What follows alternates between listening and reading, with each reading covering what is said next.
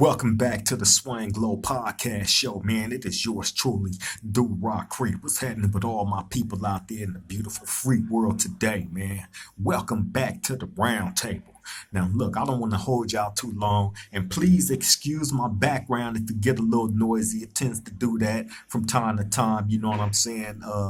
It's the part of the day when that just happened. But bear with me, man. We're gonna fight through it. I wanted to get this story to my roundtable family. Of course, I got to feed y'all something for the day, right? You know that's what we do. We show up for each other. But look, I wanted to jump into this little story, man, about this dude that I knew. He was from 111 neighborhood CRIP, right? South Central LA. You know what I'm saying? By the name of Killa. Right now, I became acquainted with Killa in the CRIP module. You know what I'm saying? Back in 1995.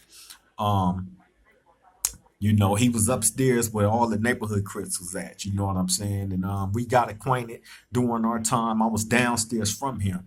You know what I mean? And during that time, we got to know each other a little bit. So, bam, a situation occurred in the Crip module where a sergeant ended up getting stabbed and attacked, along with a couple of more sheriff deputies that was out there that morning doing shower transaction. You know what I'm saying? They was doing showers upstairs where all the neighborhoods was at, right? And during that shower exchange, a sergeant and a couple of sheriff deputies ended up getting stabbed up real bad. You know what I'm saying? So they come in after that trying to trip with us. We get into a ride with the sheriffs. You know what I mean? So I talked about that in another story. So what they ended up doing was calling itself breaking the CRIP module up in the LA County Jail. Right? This was December 1995. So they ended up opening up Linwood County Jail, you know what I mean, and made their version of the CRIP module over there.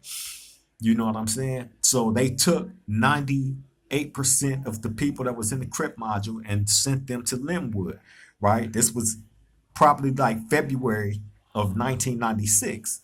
So bam, those of us that didn't go to the CRIP module at that time is the ones that they put under investigation for the stab and assault of the sergeant and the sheriff deputies that was in there that was attacked. So they took a handful of us and sent us to what they call DPE in Wayside, which is like a high power. You know what I'm saying? It's the whole slash high power. So bam. Um uh like I said, they took a handful of us there. The majority being it was probably like seven Durocs. And outside of Duroc, I remember Hamburger from East Coast. I remember Killer from 111 neighborhood that was on that. Um uh it wasn't many, but it was like several Durocs. You know what I'm saying? So bam, they take all of us and send us to the DPE there. So when I get there, me and Killer from 111 neighborhood was cellies. You know what I'm saying? So that's when we really got to know each other and became tighter in friendship. Killer was a cool dude. I learned a lot from him being around him. You know what I'm saying? He used to draw, you know what I mean, and make like little greeting cards. And at that time in the LA County Jail, they wasn't giving you colored pencils and colored pens with ink and different color ink in it and all that, right? So what Killer used to do was he'd get magazines and like the parts that got the colors in it, he would get a razor. He would break a razor, right? A shaving razor. He would break the blade out of that and scrape the color off of the magazine, mix it with a little bit of water, and he would be able to dab different colors in his drawings, right? This was the first person that I had seen do that. You know what I'm saying? So I was fascinated by it, and that was a part of the game that I was able to pick up along the way in jail doing time. You know what I'm saying? Of something that I had never knew how to do before, right? So bam, learned that from Killer. You know what I'm saying? Also, during that time with me and Killer being cellmates in that DPE lockdown high power shit in Wayside after the CRIP module, You get to know a person. He discussed this case with me. You know what I'm saying? Of course, him and his baby mama was crime partners, which means she was locked up for the same thing that he was. They both had got washed up. Washed up meaning they had got life sentences, him and his baby mama. So imagine being locked up on a crime and you got her, your baby mama, the mother of your kids, locked up with you on the same crime. That's cold. And I remember them writing each other back and forth. You know what I'm saying? Like that's all they was left with, being that they both was incarcerated. You know what I'm saying? I believe his baby mama at that time was in an institution called Civil Brand, right? For those of y'all, the females that's out there that know about Civil Brand, you know what I'm saying? That's where she was housed at. So they was writing each other back and forth, you know what I'm saying, and kept communication like that. And I just remember, like, bro had a lot of pain in him. You know what I'm saying? He had a lot of pain in him, but of course, we are in an unfortunate environment where you can't really show that vulnerability about your side, about yourself. You know what I'm saying? That side of yourself. You know what I mean? You can't show it always like that. You know what I mean? But when you around somebody for a significant amount of time, you get to know them. You get to know the things that make another person tick, and you know what I'm saying. We'll put them into a more comfortable space, and you know what I'm saying. Be able to be themselves and whatnot. You know what I'm saying. Learn that through conversation and interaction. So being that me and Killer were cellies, we interacted like that. You know what I'm saying, conversation wise. So, like I said, he was a good dude. You know what I'm saying, like had we not become cellmates at that time, under those conditions, we probably wouldn't have got to know each other like that. I mean, like I said, when we was in the LA County Jail CRIP module, he was upstairs from me. Of course, we had got acquainted. He knew I was there. I knew he was there, but we didn't have that same relationship and bond that we ended up forming when we was able to interact with each other like that, right? So, bam, after going through what we went through there, or we got separated. This was in the DPE thing, the maximum security lockdown, high power shit that they had in Wayside back in 1995, right? So bam, you know, years go by, you hear different things about different people, you know what I'm saying? And I remember coming across a couple of dudes from neighborhood that I knew, that I used to interact with quite often, and his name coming up, and them saying that he had unalived himself, right? And I'm sitting there listening to the story being told about Killer, right? How he was functioning, how distant he had became from everybody, where you know he would work. I heard he had worked in the kitchen, so the kitchen jobs that had you gone, the majority, I think he worked the morning shift, so the kitchen job that have you gone the mass majority of the morning, so you out the way. They come get you at 4 in the morning, you start your shift, and probably get off around 11 to 12. You know what I'm saying? So most of your morning is ate up working. So they rarely seen him anyway. You know what I'm saying? But they say he just became more and more distant, like to where you didn't see him at all like that. And when you did, he'd stop, greet everybody, you know what I'm saying? And bam, he off. No hanging out, conversation, no nothing, right? And they said that just became more and more, until one day they said they are out on the yard hanging around the basketball court where dudes typically hang out at. And he come over there, greet everybody, and then he shoot off immediately, right? And they said soon thereafter, um, they hear an alarm go down. Police run over there to the building, go to Killer's cell. He hung himself in the cell. He hung himself and killed himself, right? And I, when you think about something like that, somebody doing something like that, man, and you being around them and interacting with this is a human being.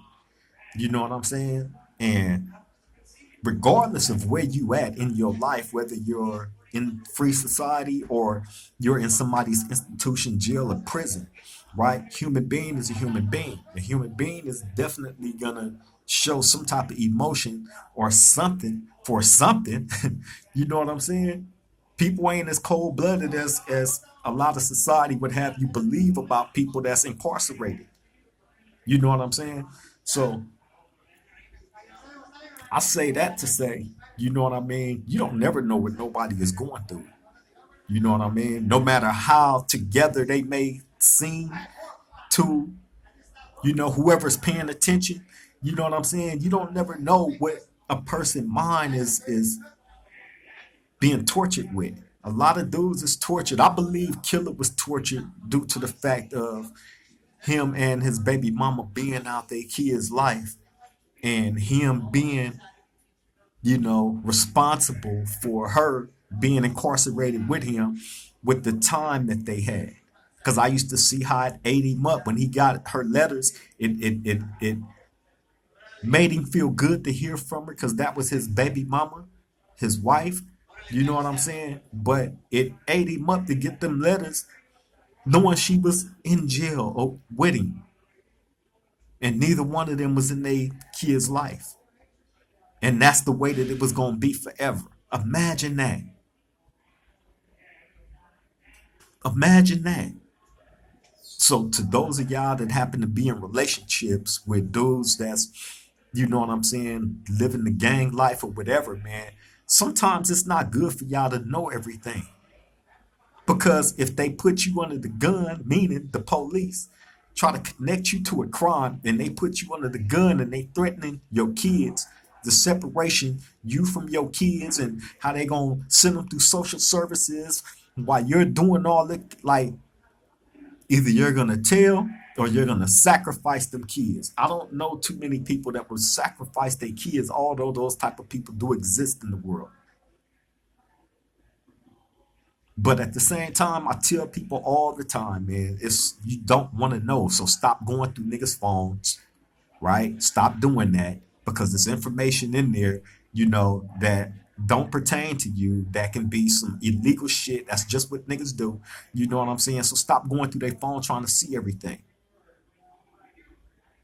That's one. Secondly, you don't want to stop questioning a nigga about this, and that. You don't want no parts of it because if it come down to it, I'm telling you now, and I'm trying to paint this vision in you ladies' minds so y'all can understand. You know what I'm saying? When to back up off your dude if he's living that life. A lot of y'all like thugs. A lot of y'all with thugs. Ain't nothing wrong with it. All I'm saying is back up a little bit because you don't want to know every single detail about what's going on in that lifestyle that he living. Because if them police detectives, they get you in that little room, you in there by yourself, and they throwing out why they got you there, what they trying to connect you to, how long you're gonna be away from your family and loved ones, because you're sitting in this little bitty room with these detectives and you by yourself with no love or support in there. They ain't got no love or support for you. They're talking about separating you from those that love and support you. So all that's going through your mind. Ain't no way you finna to protect this nigga over being out there with your loved ones, your family, your kids, mother, brothers, and sisters, the people that really love and care for you. Ain't no way you finna sacrifice that for this nigga. Although you do love him and care for him and all this and that, but at the end of the day, you're not finna go down with him. And I understand that. I get that.